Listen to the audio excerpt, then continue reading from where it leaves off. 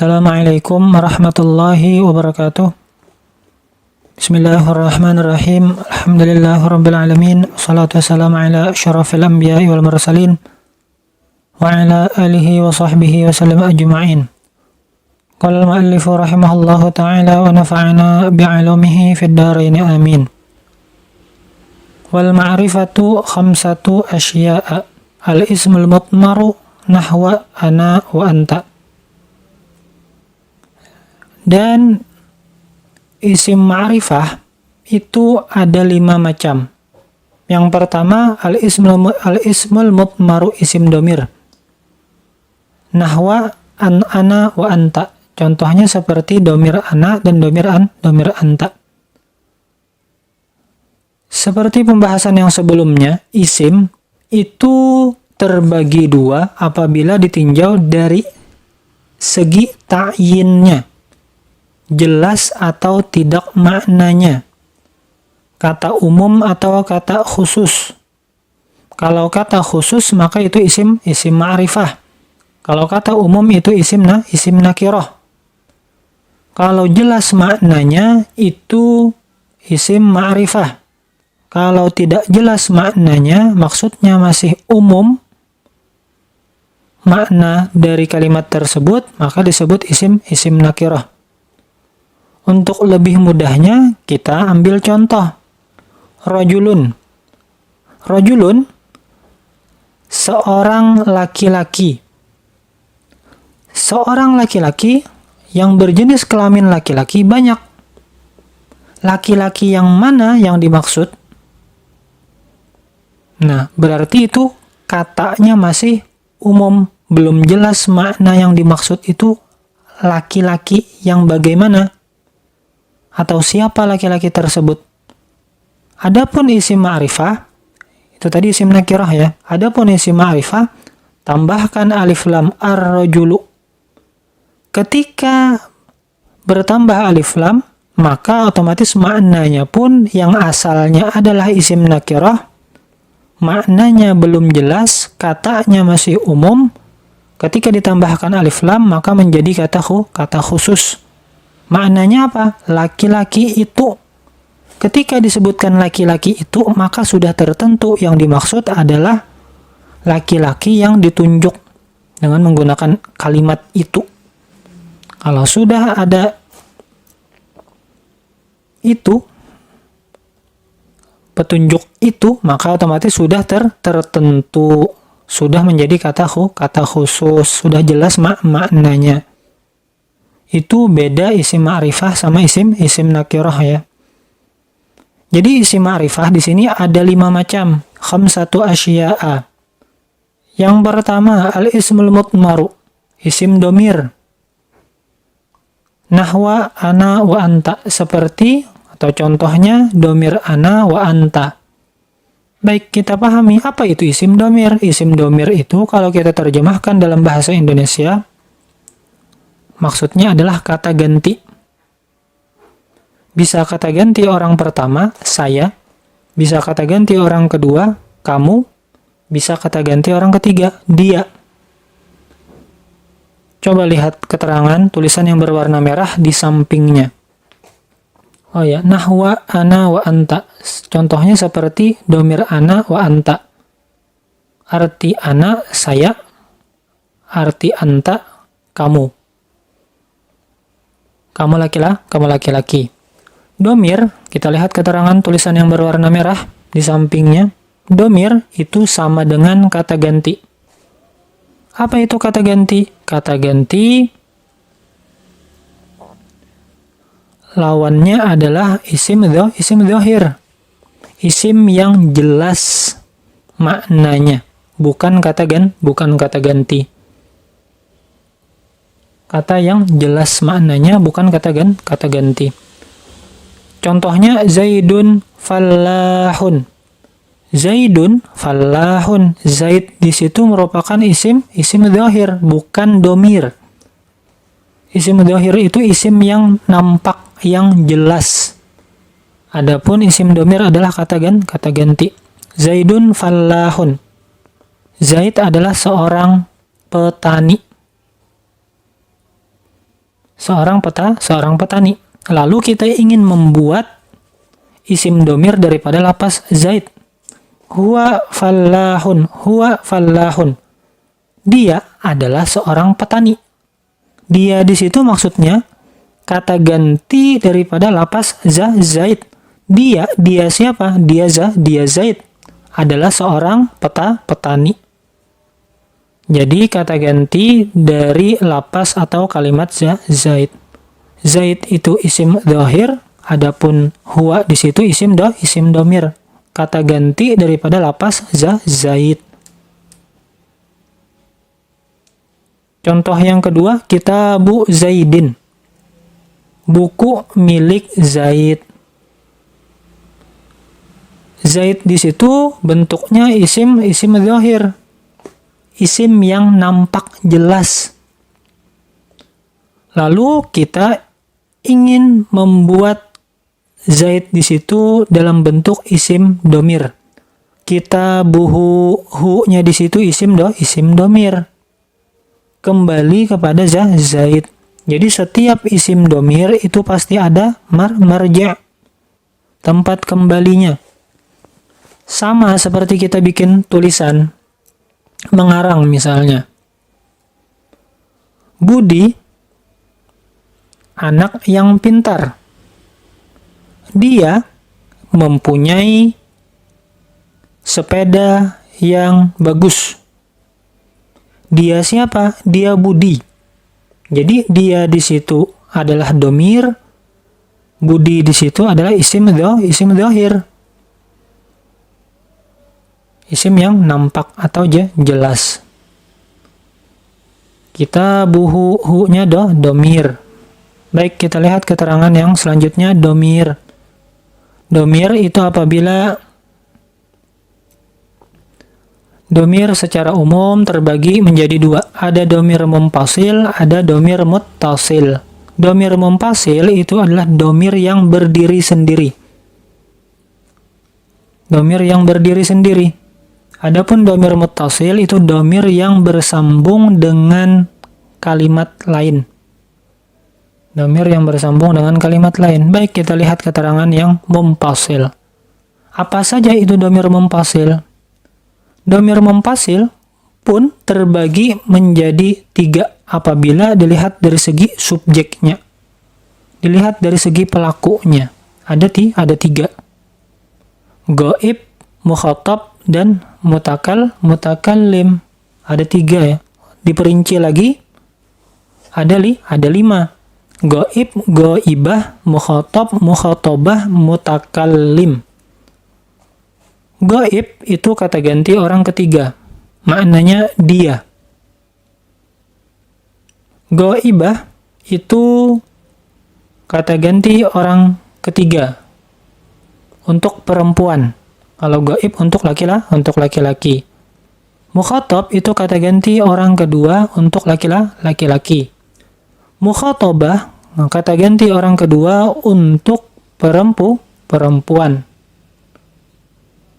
Mutakallim itu kata ganti orang pertama, bisa untuk laki-laki atau bisa untuk perempuan. Apa saja domir-domirnya? Untuk ghaib, kata ganti orang ketiga, huwa, huma, hum. Dia 1 orang laki-laki, huma, dia 2 orang laki-laki, hum, mereka 3 orang laki-laki. Makanya di situ ada tulisan 1, 2, dan 3. Itu menunjukkan jumlah pelakunya. Huwa 1 orang, dia 1 orang laki-laki, huma, dia 2 orang laki-laki, hum, mereka 3 orang laki-laki atau lebih. Ghaibah itu untuk kata ganti orang ketiga perempuan. Hiya, dia 1 orang perempuan, huma, dia 2 orang perempuan, hunna, mereka 3 orang perempuan. Mukhatab kata ganti orang kedua. Anta, kamu 1 orang laki-laki. Antuma, kamu 2 orang laki-laki. Antum, kalian 3 orang laki-laki. Mukhatabah kata ganti orang kedua untuk perempuan. Anti, kamu 1 orang perempuan. Antuma, kamu 2 orang perempuan. Antunna, kalian 3 orang perempuan. Kalian 3 orang perempuan. Mutakallim, kata ganti orang pertama. Ana, saya. Bisa untuk laki-laki, bisa untuk perempuan. Nahnu, kami bisa untuk laki-laki, bisa untuk perempuan. Jadi semuanya itu jumlahnya ada 14. Semuanya adalah isim ma'rifah. Artinya sudah merupakan kata khusus.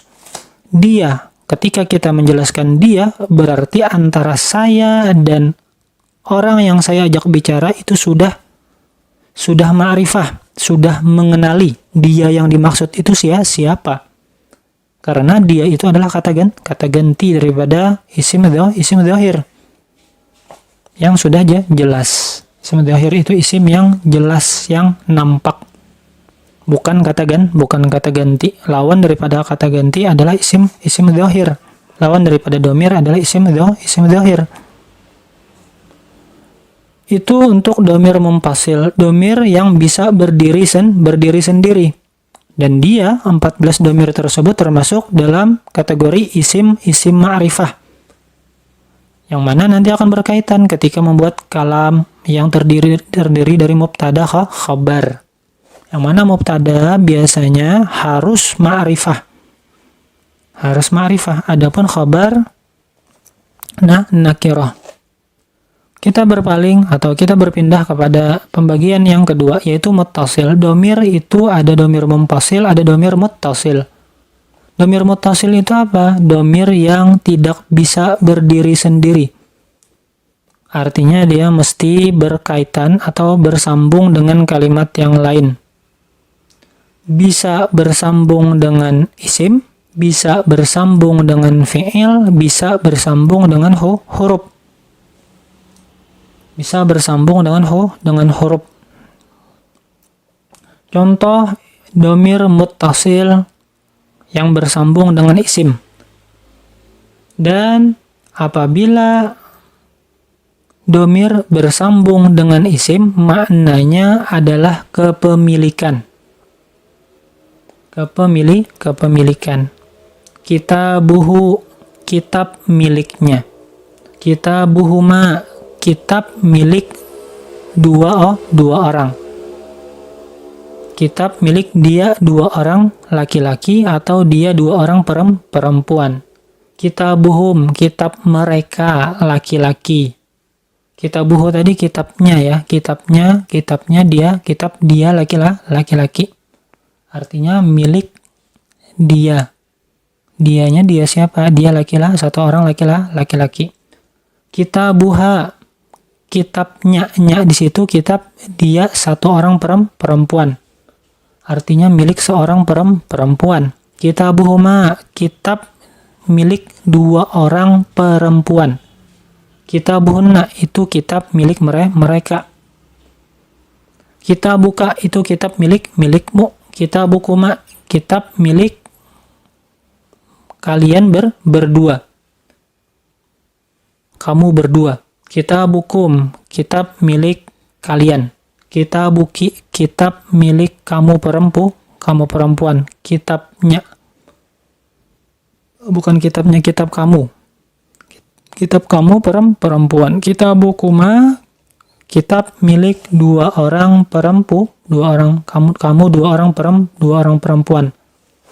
Kitabukunna, kitab milik kalian. Kitabi, kitabku. Kitabuna, kitab milik kita. Jadi yang membedakan adalah goib, goibah, mukhatab, mukhatabah, mutakallim. Kalau kitabuhu, kitabuhuma, kitabuhum, kitabuha, kitabuhuma, kitabuhun, buhunna. Itu menceritakan tentang kata ganti orang ketiga. Domir yang domirnya itu tertuju kepada kata ganti orang ketiga. Membicarakan orang yang ketiga. Adapun kitabuka, kitabukuma, kitabukum, kitabuki, kitabukuma, kitabukunna itu membicarakan buku yang khitabnya untuk kata ganti orang kedua. Kitabi, kitabuna itu membicarakan buku milik kata ganti, khitabnya ditujukan kepada kata ganti orang pertama. Dapat dipahami ya? Kata ganti orang pertama itu maksudnya saya. Saya ajak ngomong kamu. Kamu itu kata ganti orang kedua. Yang saya bicarakan ternyata seseorang. Seseorang yang saya bicarakan itu kata ganti orang ketiga. Yaitu dengan menggunakan lapas atau kalimat dia. Itu contoh isim bersambung dengan domir. Sekarang contoh fi'il yang bersambung dengan domir. Fi'il yang bersambung dengan domir. Contohnya dorobahu, dorobahuma, dorobahum, dorobaha, dorobahuma, dorobahunna, dorobaka, dorobakuma, dorobakum, dorobaki, dorobakuma, dorobakunna, dorobani yaitu dorobani. Bukan dorobi, bukan dorbi, akan tetapi dorobani. Diralat yaitu tulisannya dorobani. Dorobani. Dorobana. Dorobana. Jadi semuanya itu dia memukul, dia satu orang laki-laki memukulnya. Dia memukulnya, siapa? Dia satu orang laki-laki. Dia memukul di situ maksudnya dua orang laki-laki. Dorobahum, dia memukul mereka.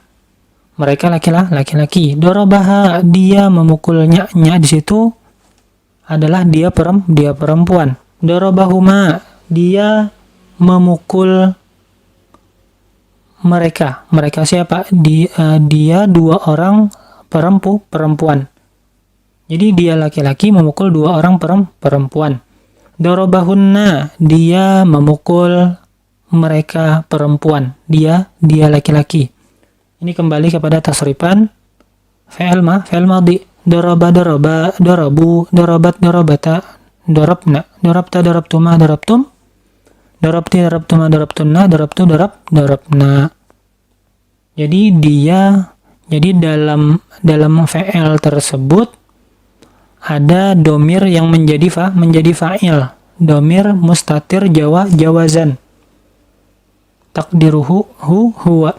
Jadi setiap dalam fi'il doroba, dari awal sampai doroba akhir itu ada mengandung fa'il.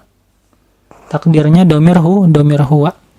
Adapun domir yang bersambung dengan fi'il tersebut menjadi maf'ul, menjadi objek. Dia memukul. Siapa yang dia pukul?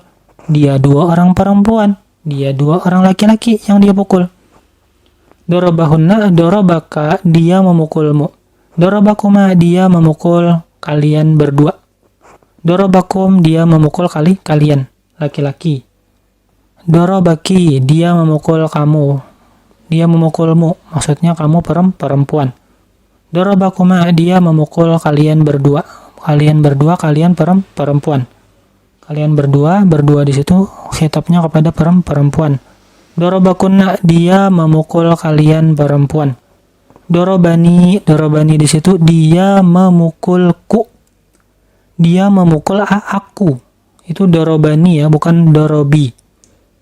Bukan dorbi, bukan dorobi, akan tetapi dorobani. Tambahkan nun lil wiqayah. Fungsinya untuk menjaga supaya fi'il itu tidak berharokat kasrah. Supaya akhir daripada fi'il madhi tersebut tidak berharokat kasrah.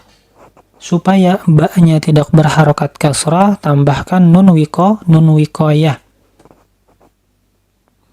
Yang mana fungsinya memelihara fi'il supaya tidak berharokat kasrah. Ini kembali lagi kepada pembahasan sebelumnya.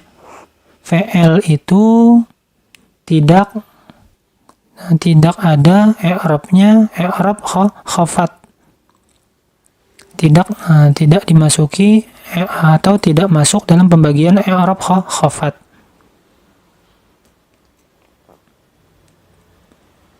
Dorobana, dia memukul kami.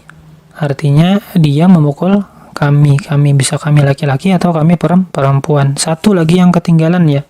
Domir mutasil itu juga bisa bersambung dengan huruf.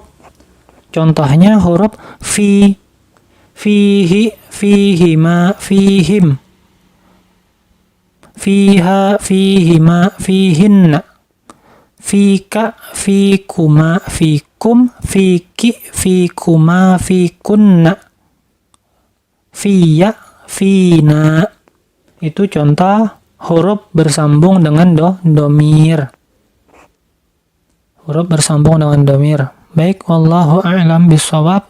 Assalamualaikum warahmatullahi wabarakatuh.